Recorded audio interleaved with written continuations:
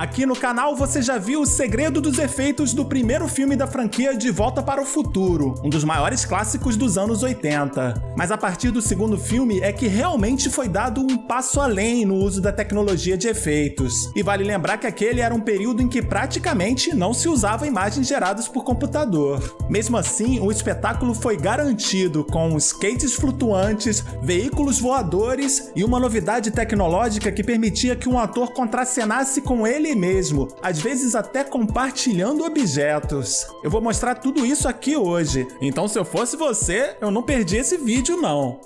Tá bom, vou dar uma olhada então.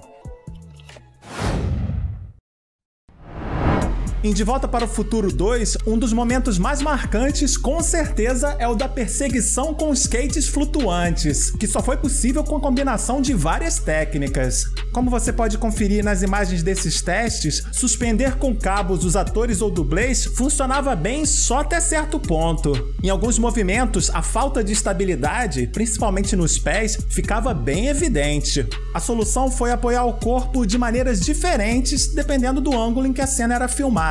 Por exemplo, se a câmera ficasse acima do joelho, os atores podiam ficar sobre rodas mesmo, sem problema nenhum. Já se estivessem filmando só a parte de baixo do corpo, era só colocar os atores presos por cima, ou então esconder algum tipo de apoio por baixo, que nem acontece na cena da água. Aqui eles usaram um espelho debaixo d'água pra gente não ver o suporte do skate, e o resultado final ficou fantástico, principalmente para um filme que já tem mais de 30 anos. Um fato lamentável da filmagem da perseguição foi um acidente com a dublê Cheryl Wheeler Dixon, que teve o corpo jogado contra uma pilastra e acabou se chocando fortemente no piso de concreto. Ela sobreviveu à queda, mas teve várias fraturas, e algumas imagens desse acidente acabaram sendo aproveitadas no filme. Dá até aflição de ver as imagens.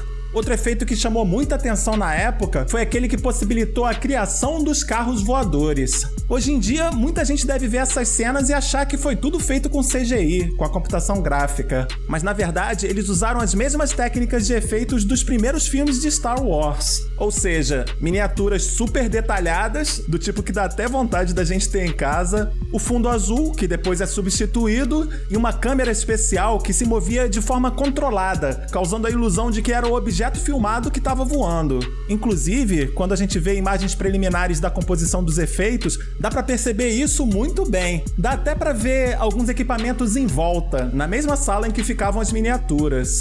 Todo esse efeito era finalizado com um processo óptico, que era bem mais complexo do que a tecnologia digital que existe hoje. Só que essa técnica não funcionava bem em todas as situações, então criaram também um modelo em tamanho real do DeLorean feito em fibra de vidro. Se você quiser reconhecer esse modelo, é só reparar nas cenas em que o carro aparece suspenso, mas tem algum tipo de interação com os atores. Essa cena do início do segundo filme é um bom exemplo disso. Para os truques não ficarem muito evidentes, alguns momentos foram ainda mais elaborados, fazendo a transição entre um veículo real e uma miniatura no mesmo plano, sem aparentar nenhum corte. O exemplo mais impressionante disso é essa cena do DeLorean, que começa com o pouso da miniatura, faz uma transição disfarçada pelo poste e daí pra frente continua com o carro de verdade. Na hora de filmar o carro, colocaram até umas madeiras na rua para simular o balanço do pouso. Os caras pensam em tudo, né? É o tipo de cena que a gente tem que entender como foi feita para realmente apreciar o trabalho desses profissionais. E que trabalho, hein? Assim como o DeLorean, o trem do terceiro filme também teve várias versões. As miniaturas foram usadas tanto para o efeito final, com a ajuda do fundo azul, quanto para a cena em que o trem empurra o DeLorean e cai dos trilhos. Aliás, esse modelo nem era tão pequeno assim. Essa miniatura levou cerca de 2 meses para ser construída e só alguns segundos para ser destruída. Obviamente, o filme também usou um trem de verdade, mas como ele sofre uma espécie de upgrade, vamos dizer assim, tiveram que construir um modelo aprimorado da locomotiva em tamanho real. É ele que aparece naquele diálogo dos últimos minutos do filme, justamente naquela cena que acabou ficando famosa por causa de um gesto, digamos assim, inusitado de um figurante. E para você que está assistindo o vídeo até agora e está gostando do conteúdo, vale lembrar que aqui embaixo tem aquele famoso botão de inscrever-se. Mas isso eu não preciso nem explicar, né? Eu tenho certeza de que você já sabe. Eu sei porque meu pai contou tudo pra mim. Então tá bom.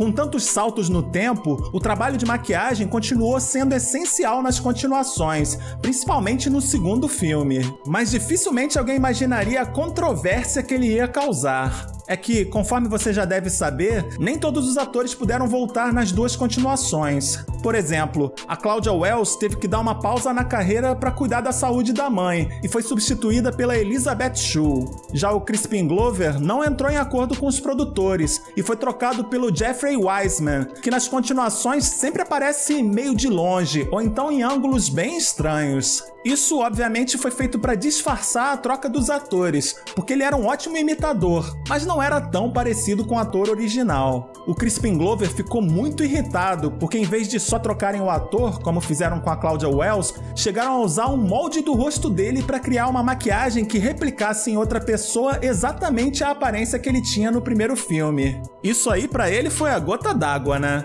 O ator acabou acionando a justiça e o caso aparentemente foi resolvido fora dos tribunais.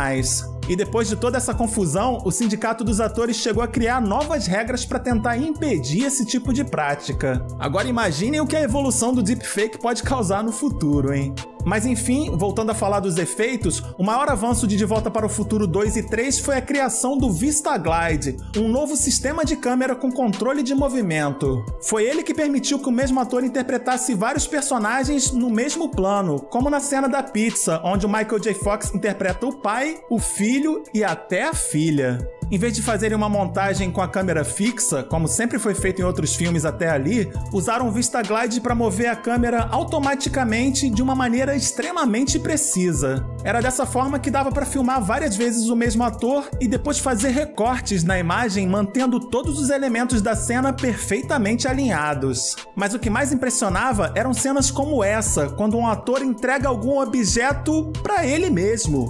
Como é que conseguiram fazer isso? Bom, quem explicou o truque foi o próprio Bob Gale, como você pode conferir numa das faixas de comentários do Blu-ray. O co-roteirista e produtor contou que foi usada uma espécie de haste motorizada para apoiar e movimentar esses objetos, pelo menos até eles passarem de uma mão para outra. Foi isso que garantiu a velocidade e o posicionamento perfeitos, tanto da revista quanto do prato, ou da travessa, como você preferir. Na cena do almanaque, por exemplo, no lado direito da tela é a mão do ator que ajuda a esconder o equipamento, e a mão que aparece fazendo a mesma coisa do lado esquerdo, obviamente, é de um dublê.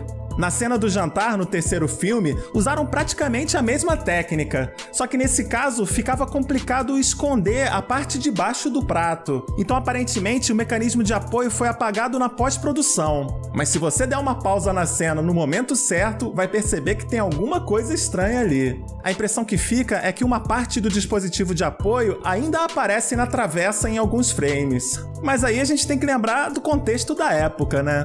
Esses filmes são da era do videocassete VHS, e na velocidade normal praticamente não dá para perceber nada.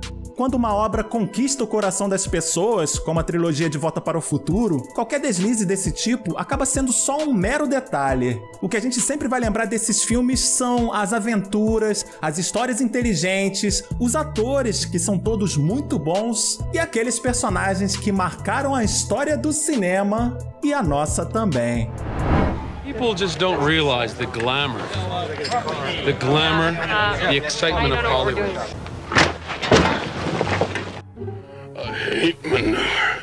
Cut. Brent, one more, just like that. Beauty. Se você gostou do vídeo, eu peço que você compartilhe. Dessa forma, outras pessoas podem se divertir também. E você ainda me estimula a fazer mais vídeos como esse. E como eu sempre digo, o like ou dislike fica por sua conta. Um grande abraço e até a próxima!